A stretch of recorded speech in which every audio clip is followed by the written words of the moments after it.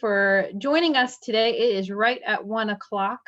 We want to be respectful of our professionals' time and your time as well. Well, we are excited to have you here today, wherever you're joining us in this state, for our first Careers in Forestry Zoom presentation. So this is our way of introducing us to you if you are interested in forestry from a high school level as potential career outdoors, or if you're coming from one of our community colleges or universities across the Southeast. I hope that this hour with us will give you some insight as to some of the pathways that we offer in the field of forestry and the wood products industry.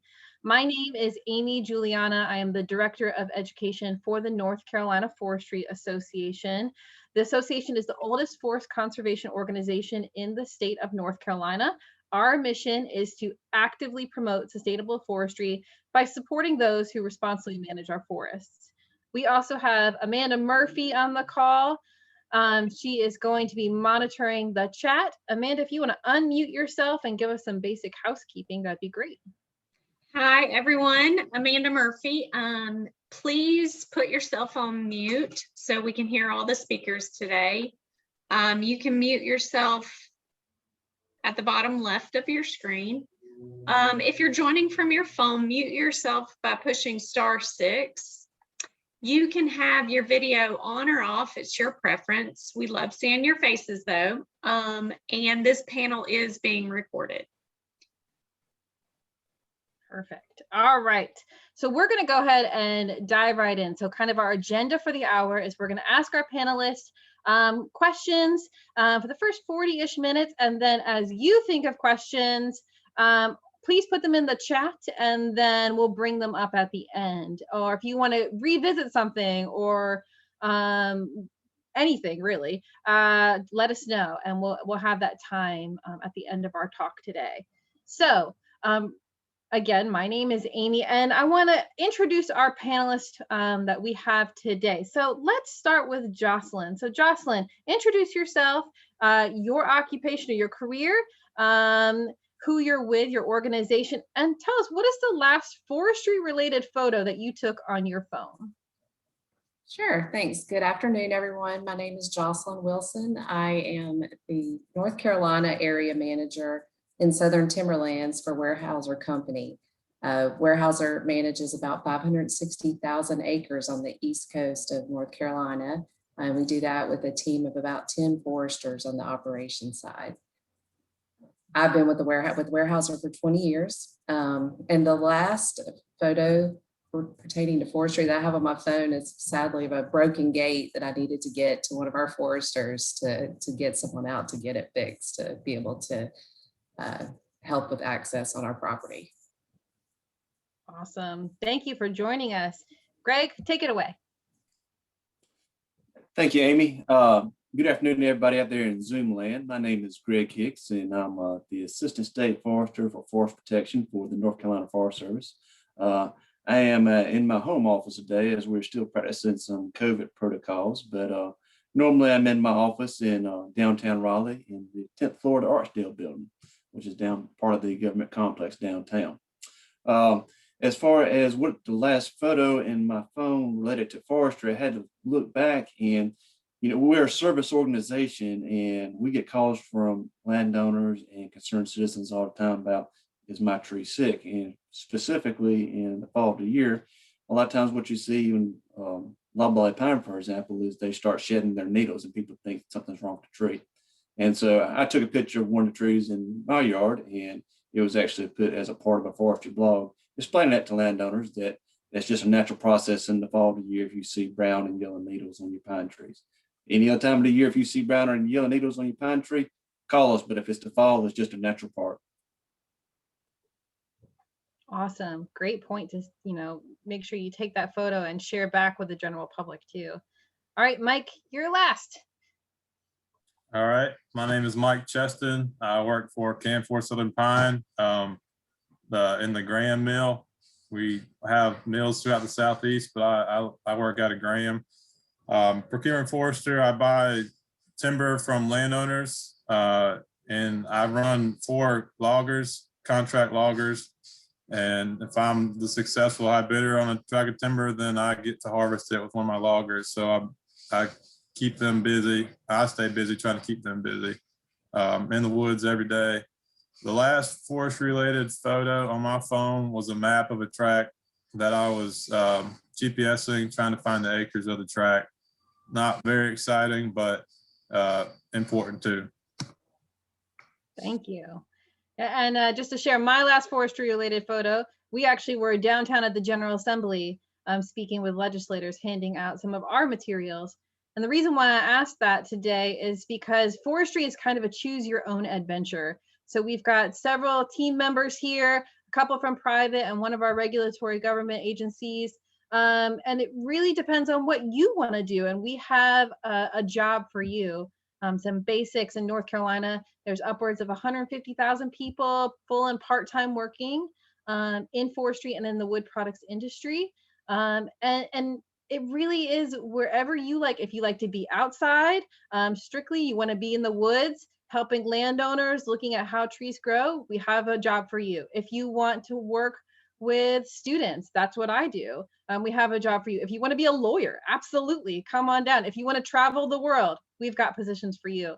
And so we hope that we highlight some of these pathways too, as you start thinking about what does my professional career look like? So first question, panelists, and I ask this all the time, and it's a kind of a tricky question, but what is a typical day like for you on the job? So let's start with Jocelyn again.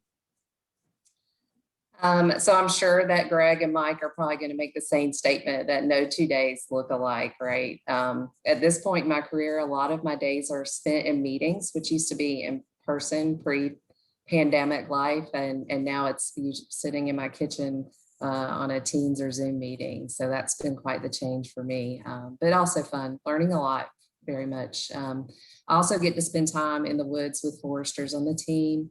Meeting with logging contractors, silviculture contractors, looking a lot at safety, just in general, kind of everything that's going on out in the woods.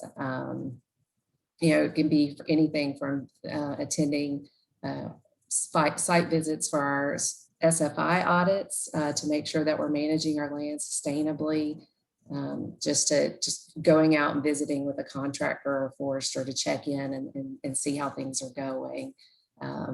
That's basically, you kind of are, as an area manager with Weyerhaeuser, you're kind of jack of all trades and kind of handle everything operations wise. So it varies day to day. So what I'm hearing is you wear a lot of hats, be it virtual or in person. Definitely. That's great. Greg, can you tell us a little bit about your day today? Absolutely. And Jocelyn is a mind reader. I was struggling with this question just like everybody else is. And she is exactly right. There is no 2 days that are exactly the same. I tried to think about this and think about it in a way that wouldn't be so boring, because my job now is a office job. I'm higher up in my organization, and my position is really the main focuses of the responsibilities are managerial and policy making. So for my job right now, oversee 3 program areas in the state: our fire control branch, our forest health branch, and law enforcement branch. And I directly supervise 3 employees and 24 indirectly.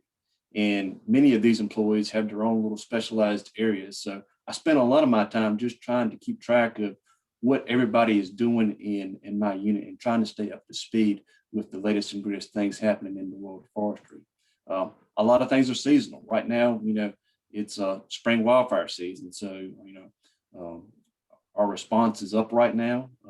We have something what we call readiness plans that kind of make us staff at a little bit higher level to respond to these wildfires. So, we're all at attention right now, making sure that we can be able to respond. It's also, legislators in town. So I kind of jokingly say this like legislative wildfire season, because when they're in town, you never know what questions they may ask.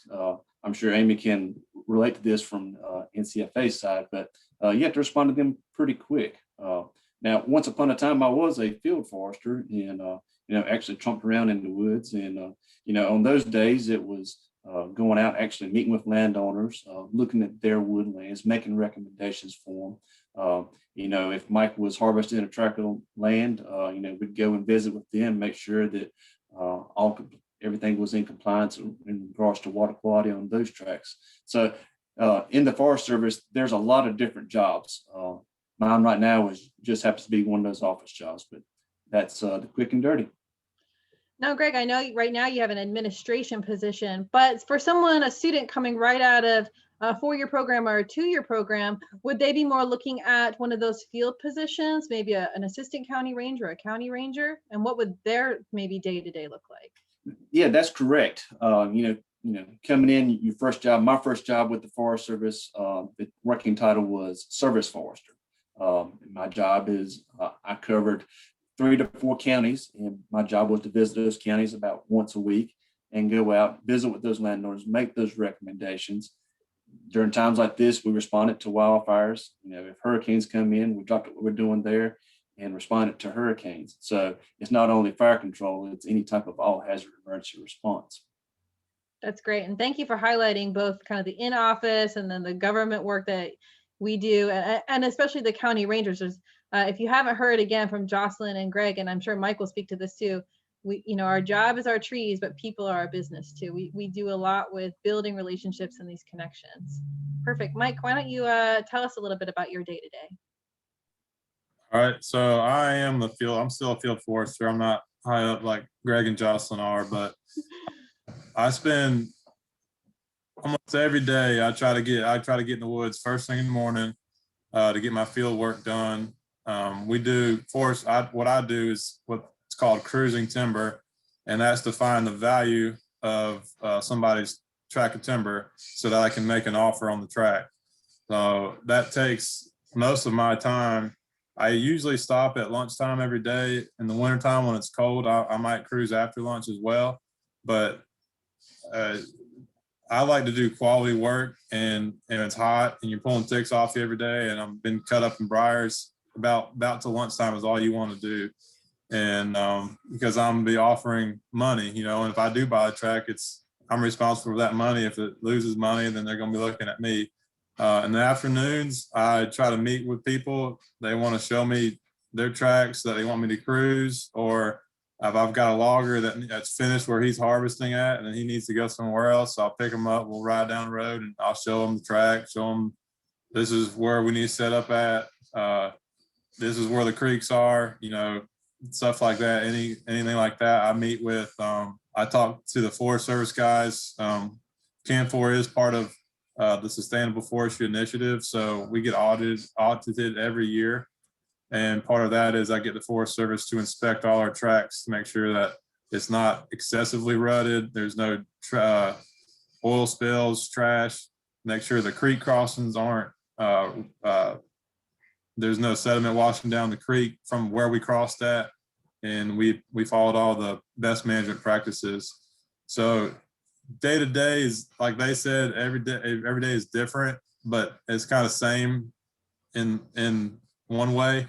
But I do go to different places every day. So today I was in Crutchfield Crossroads, which is on the Chatham-Alamance line.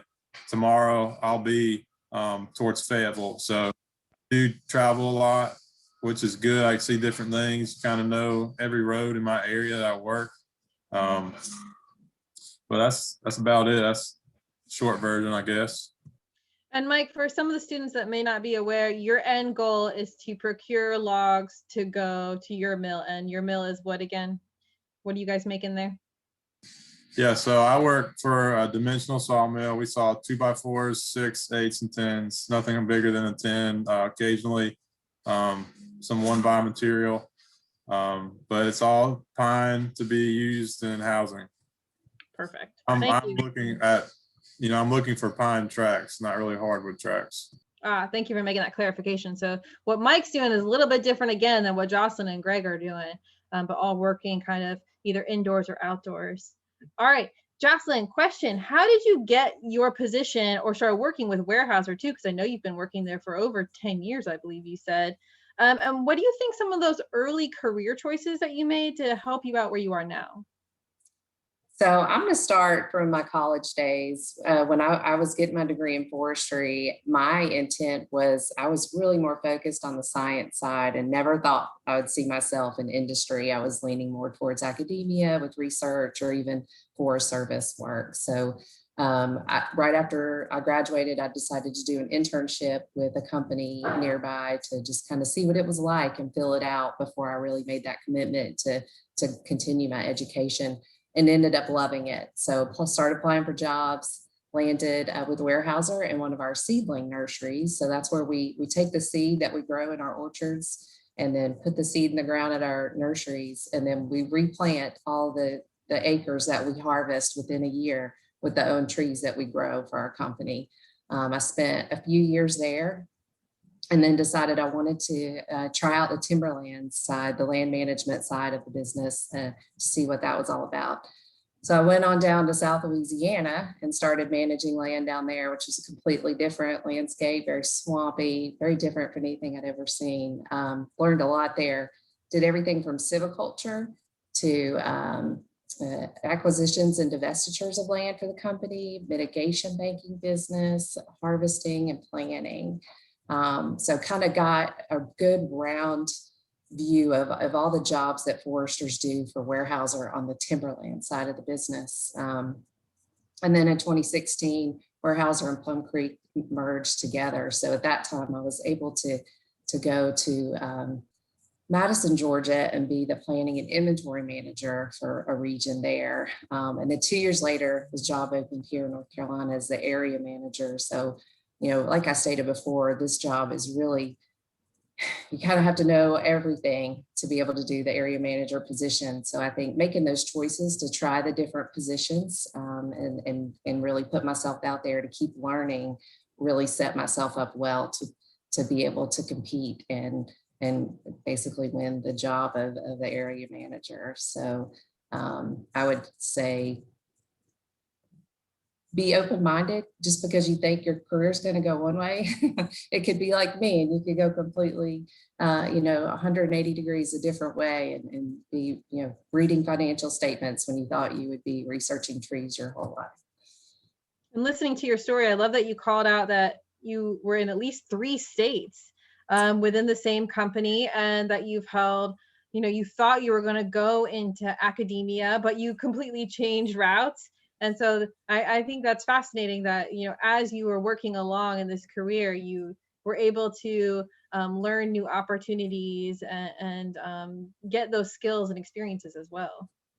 Yes, absolutely. I mean, I can't say enough, the Weyerhaeuser has been great as long as I've shown the drive and will and want to learn and do something different. They've always, management has supported that and given me the opportunity, whether it be in spending time with our raw materials folks, the people that buy timber like Mike do for our mills internally to learn the ins and outs of that, to our real estate and development business and the energy and natural resources side of the business. So there's just a lot of opportunities and a lot of different things to learn. And I would say, Weyerhaeuser is a great company to work for, but having those opportunities where you don't just do the same job year after year, having that opportunity has really helped me, grow and want to continue to stay with Weyerhaeuser for, it's actually 20 years, which. Oh, wow. That's fantastic. Yeah. And I think that speaks, every panelist on this call has been with their member company for a really long time and has been able to grow professionally as well within their organization. So I wanted to call that specifically out as our panelists speak. Greg, what do you like best about your job with the Forest Service? Yeah, Amy, and again, that was another hard question because there's a lot of things I like about my job. From day one, working with landowners day in and day out, giving that customer service to the landowners and having that influence on forestry in North Carolina. What we do is, we go out and look at landowners' property and make recommendations. If it's a tract that is ready to be harvested, that's when we make the recommendation to that landowner. That's when they give Mike a call about harvesting their timber. And once the timber's harvested, we go back and visit with them and talk about reforestation options.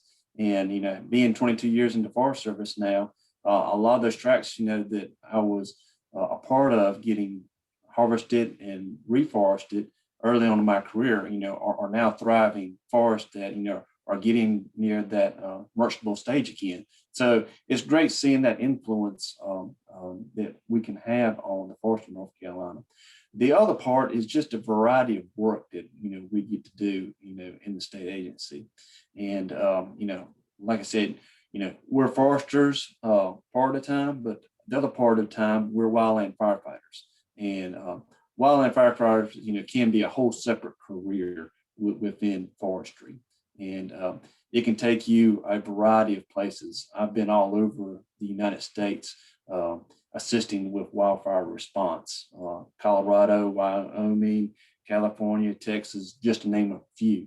And so, you get to do and see a lot of different things when you're working with a state agency. And Greg, can you touch on really quickly maybe some of the different roles that a person would have between maybe wildland fires and maybe prescription burning? So how does a professional kind of approach the two, or what are some of the different jobs someone has when addressing two things dealing with fire, but two very different circumstances? Right. And so what Amy is talking about is, not all fire is bad fire. We have wildfires that are fires that either start naturally or by human cause that burn out of control and under conditions that we don't want. So those fires we have to contain and put out to protect the public. On the other hand, fire is a very important tool to the forest of North Carolina.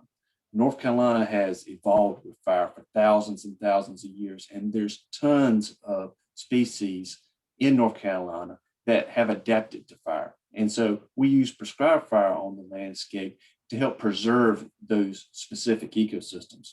Longleaf pine is one of those examples. Once upon a time in the Southeast, it covered 90 million acres of the Southeast. By the year 2000, only about 3% of that native range was still present. And so we do prescribed burns on those type of areas to not only maintain those ecosystems, but also try to reestablish those in areas. The training that goes along with prescribed fire and wildfire are very similar. It's a lot of the same training. You're still working with fire, and prescribed fire is also a great place to learn more about wildland fire, because you can see in a managed setting and kind of learn how fire moves through the forest. So what I'm hearing is there's a lot of opportunities for the silviculture, the science, the land management, but there's also a lot of a big community service piece with the wildland fire. And you had mentioned natural disasters as well, correct? That's correct. That's fantastic. All right, and Mike, what would you say maybe the most fascinating or interesting thing you have heard or seen about in your field of work, or something you've seen on a job or a tract of land? So like I said earlier, every track's different. I've seen, I see deer, turkeys all the time, songbirds.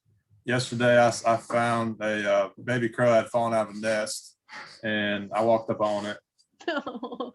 And, but I've also jumped, sorry about this, you're walking in the office here. Oh, every day is different. Every day is different. I jumped a bear 2 summers ago, and What? Yeah, that was pretty scary. And about a year, I've been working for about a year, and my boss and I, we went out to cruise a tract. It was 8 o'clock in the morning, and the landowner's house was in the middle of the tract of timber, and he had somebody try to break in his house that weekend. Like, he thought we were coming back, so he shot at us. Oh no. So we were like, whoa, and he knew we were supposed to be out there. He just was nervous. So it's only happened once, thankfully. Hopefully it doesn't happen again. One too many times. Yeah, that was good. But during deer season, I've run up on deer hunters. They always, what are you doing out here? I was like, well, what are you doing out here? I'm cruising the timber. The guy who owns this land told me to come out here. Well, you didn't tell me that. Not my problem. But So PPE, personal Yeah. protective equipment, important in the mill, and also maybe a pop of orange in the woods as yes, well. I definitely, so a lot of deer hunters wear orange, and I wear high visibility yellow. So I don't think I'm hunting anymore. I've had, I think 3 years in a row, I walked up on a poacher and guys like, yeah, I don't know whose land it is, but Wow. he had a gun and I didn't. So I just left. So like I said, you never know what you're gonna find in the woods. No. From bears to hunters, and then of course the trees. Hopefully they're the things that Yeah. we can manage. Yeah. So those are just a few exciting things. I'm sure there was more, but those kind of came to my mind. That's crazy. I don't know which is scarier, the bears or the homeowners. I think the bear was more scared of me than I was him. For sure. The wild animals. All right. Question for all the panelists. So we know our students are going to school and that our universities and community colleges and our forestry programs are going to prepare them well with the skills that they'll need upon graduating. What are some of the skills that aren't talked about as much, or what we call in education as those soft skills that you think are important for students to know as they enter a professional career? Let's start with Mike, actually. All right. Well, I'm buying people's timber from them, landowners who own the timber, and also loggers and what we call wood dealers, who are independent people who are buying wood and then selling it to mills elsewhere. So negotiation, you got to be good at negotiating. That's a good thing. People call me all the time just to ask me questions. I'm good at listening. I let them talk. I let them talk, and I'll just listen to see what they say. And a lot of times they'll say a lot of things they shouldn't, and which is kind of, I could use to my benefit, but you also, kind of think outside the box. This winter was so wet. You just kind of got to be a little intuitive of, this track looks like it might work in the wintertime. I don't want to cut it when it's dry, or I'm, you gotta be intuitive. Well, I see a bunch of greenbrier growing, probably means it's bad ground as far as loggability in the winter. But negotiations, with people. Like I went into forestry because I didn't want to deal with people, but all I do is deal with people, between landowners, loggers, my boss, the mill folks, everybody. So communication is also, is very important, and kind of over communicating too. You kind of got to lay it out, be very clear. If you leave any gray area, it'll probably come back to hurt you. I love that you said two things, especially called out an example when you're talking about thinking outside the box, about you kind of applied that science of the greenbrier, and then you did some basic critical thinking, like, oh, if I see this, then probably this is happening, to make some basic management or, decision-making skills about whether to log on that track later in life. I think that's a great point to, make, that you are making decisions even as you were starting off, that will impact, the entire mill or the entire team. Right. And that's great. And I love that you called out listening. I think listening is huge in our business, and honestly in any profession.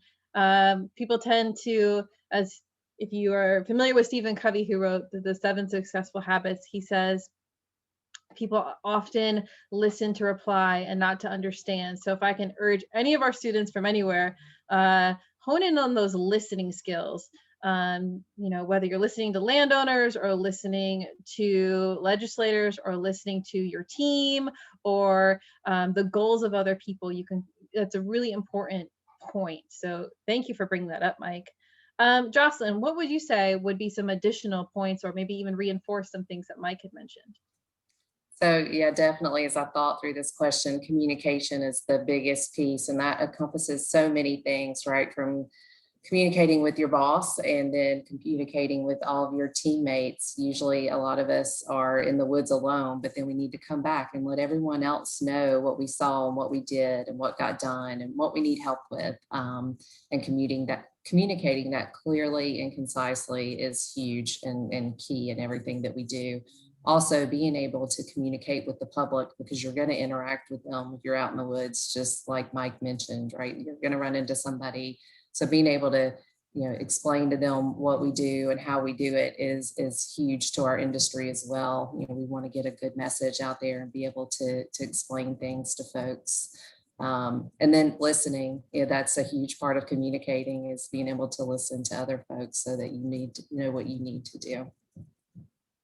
Yeah, explaining right along there with communicating, you need to make sure that what you're trying to say, everyone understands, whether you're talking to someone with a PhD in soil sciences or, a third grader. They all need to understand what you're trying to communicate. Great points, Jocelyn.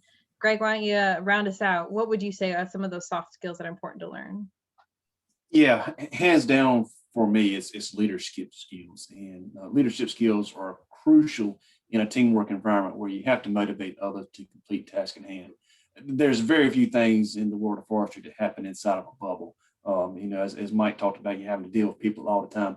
It's all interconnected, and you've got to be able to lead in a manner that you get the outcomes that you want and desire. It's even more crucial for us as wildland firefighters. We preach it from day one in the first class you take to learn to become a firefighter type 1. You've got to be a leader. Even though you may not have a high level right now in your career, you're building that. And leadership are learned skills. You have to be able to listen, adapt, problem solve, communicate, and you got to do all of it with integrity. And Greg, question, I'm kind of throwing this on you. How would students kind of practice those leadership skills or build upon? What are some good things that they can do now to build those leadership skills or get involved in? There's lots of opportunities out there. A lot of times, we're all guilty for it. We can all do the easy way out and just kind of sit back, but you look for those opportunities to step forward and be that leader, whether it's in your school, at your work, somewhere in your community, church, you name it. There's lots of places where you can step forward and start building those leadership skills. Awesome. So now I want to kind of go, we've kind of covered some journey questions of our panelists, and now I want to have the opportunity to have our individuals give you guys some advice. So Jocelyn, what is one piece of practical advice you would give someone starting out on their career? I guess the biggest thing would be to look for mentors in every place that you can, whether it be teachers from school or other professionals that you meet. It's great to build relationships and learn from folks, and they learn from you as well as a younger professional coming into the industry. And then always keep that open mindset of wanting to grow and learn and always improve yourself. Take every opportunity you can to learn something from anyone you interact with or any opportunity that you're given. And for individuals who may not know about how to find a mentor, where would be maybe a good start? Ideas? So that's a great question. I think I have found mentors through the Society of American Foresters, which I joined as I was in college. And then, you meet people that way. I still talk to some of my professors from college that I bounce ideas off every once in a while as I can. And then everything else has just been through my career, meeting other professionals through trade shows or meetings within the company and just making those connections. And it may not be like a formal regular meeting mentorship, but somebody that you connect with, that you feel comfortable with going to for advice or bouncing ideas off of. And to piggyback a little bit about Jocelyn, what Jocelyn said about making connections from her organization, the Society of American Foresters, I would definitely say get involved in either a trade organization or professional organization. put yourself out there. If you're thinking like, do I really want to go to that conference? I don't know anybody. Do it. You never know who you're going to meet. And that person that you sit with at the dinner table could be your next employer. So you kind of have to put yourself out there and push yourself into these new experiences, because that's where you're going to build the connections. That's where you're going to build upon your network as a young professional starting out. So great points, Jocelyn. Mike, what do you recommend students to focus on now while in school to be a standout candidate? So when I was in school, I went to North Carolina State and I graduated in 2012. So I've only been out 9 years, but I joined the Forestry Club as a freshman, which was, I met, from people in my class all the way up to seniors. So I instantly knew more of foresters just being in the club. And then I became the president of the club as a junior and a senior. The Forestry Club at State was the timber sports team. So we did the chopping and the sawing and the chainsaws and log roll and all that stuff. And every year, there used to be 16 schools in the South that get together, and it's called the Conclave, and they'd all compete together. And we also did the ESPN, the timber sports competition. They put it on TV.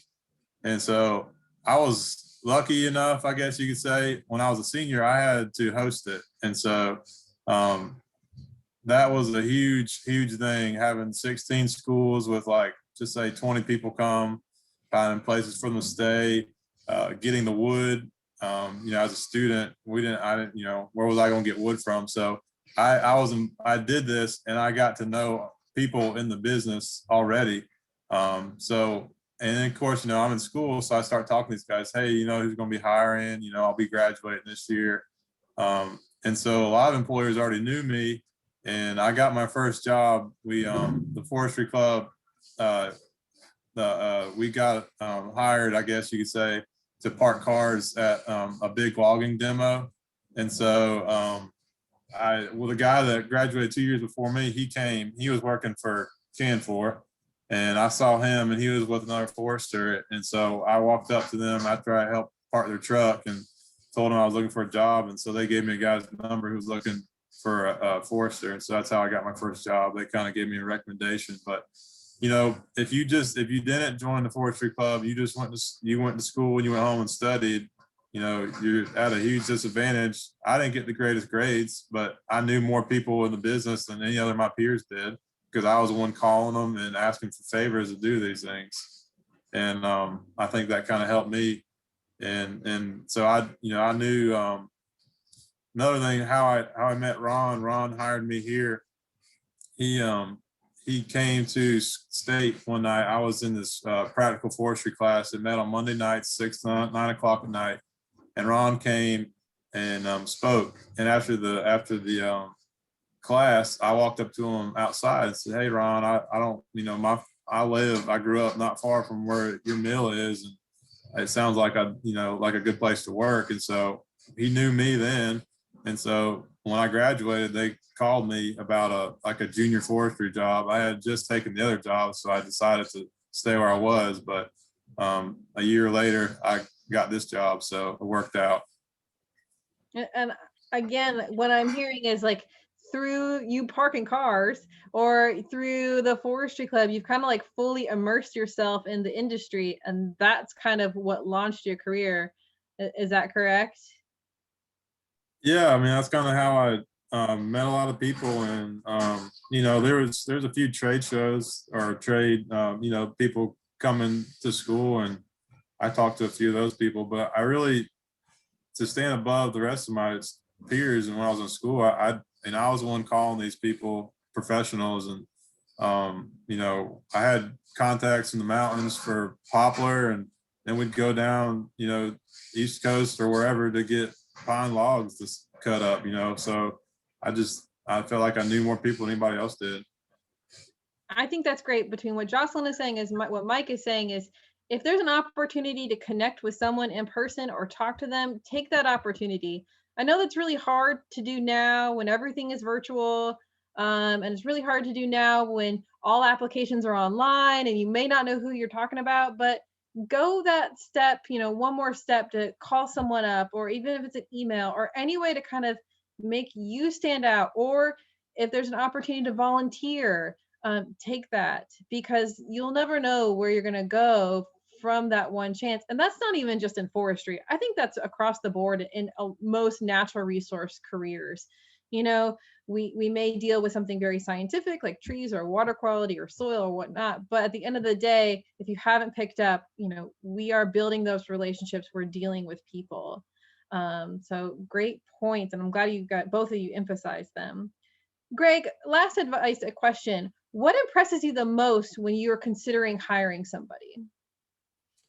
Yeah, the two things that come to mind for me are enthusiasm and preparedness.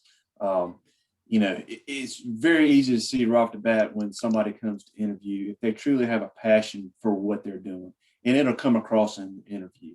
Don't go into an interview, laid back, like you've got this job already. We want to see that, you have a passion for what you're doing, and you be prepared. Come to the table, with some backup information about what you've done, over your career or school up to that point. And, it's okay to have that supplemental information and have that there too. As a hiring manager, I've got a set of questions that I'm going to ask. And if I'm asking these questions and I see that you're not really enthusiastic and that you haven't done your homework about what this question is, I'm going to kind of speed up through the questions because I know you're probably not the person for this job. If I'm taking a little bit of time with you and I'm asking you follow-up questions, that means I'm really interested in you and what kind of qualities you have that would make you a great employee. And to kind of go off of what Greg's saying, when we talk about preparedness too, like do some of your homework, research the company, research the organization. Don't come and be like, what do you do? No, we kind of expect you to know that, before you come in. And also show up for the job looking professional. It seems like this may be some common sense, but get some interview attire. Not our job is still professional. We may work in the woods, but we want you to come prepared. Knowing who you're interviewing with is great if you know the hiring manager. Remember your manners, be on time, and get some slacks and a nice button-up shirt too. Don't come in cargo shorts and some sandals and a backwards or Hawaiian shirt. Or Hawaiian shirt. We've seen it all. So we want you to start off being successful. And some basic things that you can do will really set that tone. All right, last question, and this is opportunities. And this is for all panelists. What internships, apprenticeships, opportunities are there for students right now at your company? Jocelyn, why don't you start us off? So we usually start recruiting in the fall, the different forestry schools for forestry internships for the following summer. We also have internships within our mills. I think that looked a little different last year due to the pandemic and restrictions around folks being allowed. And I'm not really sure what that looks like this year for them, but typically we do have a lot of interns that come in throughout the summer in both those settings, in the mills and in timberlands. And then usually those roles will feed into our development professionals, which is our entry-level forester position, where you spend 1 year to 2 years working with a team, learning anything and everything a Weyerhaeuser forester is asked to do. And then as folks retire or jobs open up, then you can apply and go into a harvest manager role or silviculture role. So lots of opportunities across the South. Our industry is like every other industry right now, facing a ton of retirements. So, we're actively recruiting every year, and you'll see folks from the timberland side and wood products side locally and at schools across the country. And where would students access maybe a list of your internships? On your website? Yes, absolutely. Weyerhaeuser.com. I believe on the top, there's an option for careers, and then you would just need to search. And, not really sure exactly what's out there right now, because like I said, we do start recruiting pretty heavy in the fall for the following summer. But I bet there's some that are out there. They could be in a completely different part of the country though. Fantastic. Greg, with you, what's with the Forest Service? Internships, opportunities? Yeah, so typically we have 2 paid summer internships. One of those typically focuses on forest health, and the other one focuses more on forest management. But beyond that, North Carolina Forest Service has a presence in all 100 counties, and we do take volunteers. So, if it's something that you're interested in, while it may not be a paid internship, you can come and volunteer, in that county that you live, just to learn a little bit more about what our agency does, and also what the greater world of forestry is all about. Fantastic. So thanks for bringing that up too. The Forest Service is present in all 100 counties. So if maybe you really are a homebody and you want to stay closer to home, you really like your county, you want to experience what the Forestry Service is all about, reach out to your county ranger. And they have a website too. Greg, you want to tell us what your website is one more time? Yeah, very easy. ncforestservice.gov. Perfect. And Mike, round us out. What internships, opportunities, or apprenticeships do you have with CAN4? So here in Graham, we do hire one summer internship or one summer intern every year. We've been doing it for, I guess, 6 years now, so it's fairly new. But I have done the career fairs at NC State and Virginia Tech. Our mills in South Carolina, they go to Clemson. We typically want like a third year student between their third and fourth year. That way they've got some knowledge of what, I'm going to ask them to do. And, they're going to ride with us for a few weeks, but then we're going to kind of turn them loose to get some work done. But between third and fourth year, you should have some little bit of cruising experience, and you've taken dendrology, and you're not just completely ignorant of what's going on in this business, I guess our business. So if you are thinking about going to State or Tech or Clemson, you'll probably see a CAN4 representative at some point. Great. And where would students access that information to see what opportunities are available? You can go to the CAN4 website. I don't know it off the top of my head, but just Google CAN4, and the jobs page, it should be on there. They list that. The students do have to apply on the website. So CAN4, and then look for the jobs page. Perfect. And again, as you heard each one of these panelists, these are just 3 opportunities with these 3 organizations. There's tons of opportunities, internships, apprenticeships, volunteer with many of the forest products industry, as well as maybe nonprofits or our government agencies. Please gain that experience. We want students to kind of see what we do, get that job shadowing beyond the classroom. All right, and we'll be dropping a link for both ncforestry.org, where you can find links to each one of these individuals. If you're a high schooler and you just trying to learn more what's out there, we've got resources for you too that kind of says like, this is what the forest products industry is all about. Here's some career profiles, or here's some brochures and things. So we've got those, and we'll put that link as well. Amanda, I see there's some questions in the chat. We're at about 12 minutes until our end, so let's address some of those. All right, the first one we have is a 2-part question, partly for Jocelyn, and then the next part of it's for Mike. So Stacy asked, just wondering if Jocelyn is familiar with the Weyerhaeuser location at the Port of Longview along the Columbia River in Washington State. Stacy grew up across the river from it. Stacy, I have visited, and it's beautiful country, right? So different from what things look like here in North Carolina. But yes, I don't know the ins and outs of it, but have been able to visit and have a tour. Awesome. Thanks, Jocelyn. So the next question also from Stacy, this is for Mike. Are there any logging sporting events open to the public and to public participants in this region?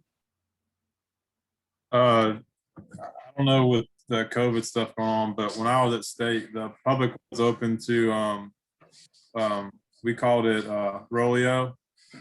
The name of it, it was a forestry competition that we put on at the Shank Forest in Raleigh, and that was usually in November.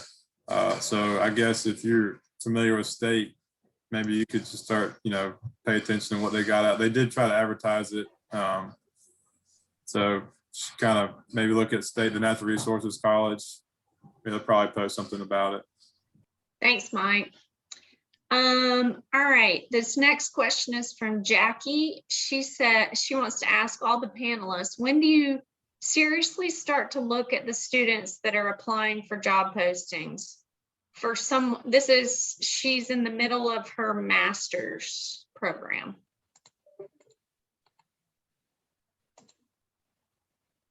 You want me to start, Minda? Sure, thanks, Mike. So, yeah, so maybe, a few months out, I would say a few months out from you graduated and you're done with your program. As far as us, if we're looking to hire somebody, we're going to want somebody there sooner than later, and not 2-3 years out or however long you've got to finish. So it wouldn't be a bad idea to make contact with somebody if you're thinking you want to work for that organization, but I would say wait a little closer before you actually applied for a job. Thanks, Mike. Does Jocelyn or Greg, do y'all have any comments on that question? Yeah, I can jump in. We're kind of like Mike on that, in that, when we post a job, our goal is to turn it around, in under a month's time. So, we're looking for individuals that, if you are a student, that, you're towards the end of your studies. Thanks, Greg. Yeah, I would concur with both Greg and Mike. Each job posting will have a experience requirement. And typically those are jobs that they want to fill pretty quickly. And we do have folks come in at that level though to do internships. And I would encourage anybody, just because you're graduating, I wouldn't say single out an internship. I mean, some of us we have different reasons for needing to do different things with our career at different times, but that's what led me away from what I thought I wanted to do, was just getting out there and trying it. And an internship is a great way to look at any company or state organization or the Forest Service or any kind of job out there without having that long-term commitment of kind of feeling stuck in a job if you don't like it. I think that's really good advice. My first internship after my master's program told me what I did not want to do. So Amelia has a question. She wants to know, what's the proper interview attire for forestry jobs? I do not want to look like I'm going out in the woods in my Sunday clothes, but I also do not want to look unprofessional. How about Greg, you want to take that one or start it? Yeah, I'd be glad to. So, by all means, you don't have to wear a three-piece suit to the interview, but as Amy mentioned, for men, a pair of slacks, a button-up shirt, and a tie is appropriate. It shows that you're dressing for success. Business Greg. casual. Jocelyn or Mike, do y'all have anything to add? I would say the same advice. I struggled with that as a young professional. Like, oh, I'm a forester, I need to look dirty and wear my tough boots and et cetera. But, we need to also see that you can wear appropriate clothing to a meeting or, whatever kind of situation that we need you to go to. Okay, thank you. Yeah, I've got one clean shirt I always say for interviews. The rest of Thank you, Mike. All right, this question is from Louis Silva. Do you need a degree in forestry? I'm currently pursuing a degree in fisheries, wildlife, and conservation, but I've been interested in careers in forestry. So, Jocelyn. I can take that. Most of our postings with Weyerhaeuser in the forestry related positions will say for a degree in forestry or related field. And so that would definitely count. Anything in the natural resources, we're open to talking to folks that are in the natural resources. Nice. That broadens the playing field a little bit. What about you, Greg or Mike? Yeah, so that also depends a little bit on what state you're in. So North Carolina, for example, has a forestry registration. So in order to be registered, there's some requirements that you have to meet. You either have had to attend the school or you pass the test that the board has. That's in North Carolina. You go across the line to Virginia. Virginia does not have that registration.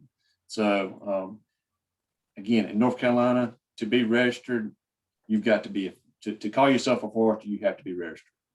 Got it. And That's a Mike, good point. yeah, Mike, did you have something? I would like to chime in too. Mike? Go ahead, Amy. I'll finish. Sure. So a little bit about my background. I did not go to school in forestry. I went to school for agriculture and then went on to natural resources. I would also say it all depends on the type of job or career you're exploring.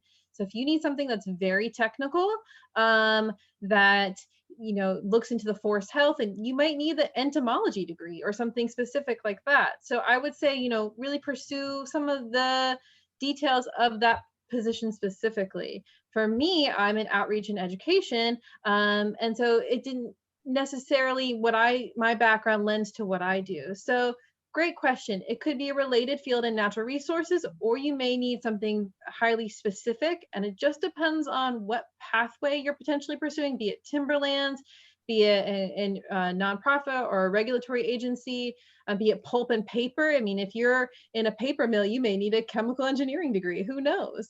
So just specifics into where you're pursuing your pathway.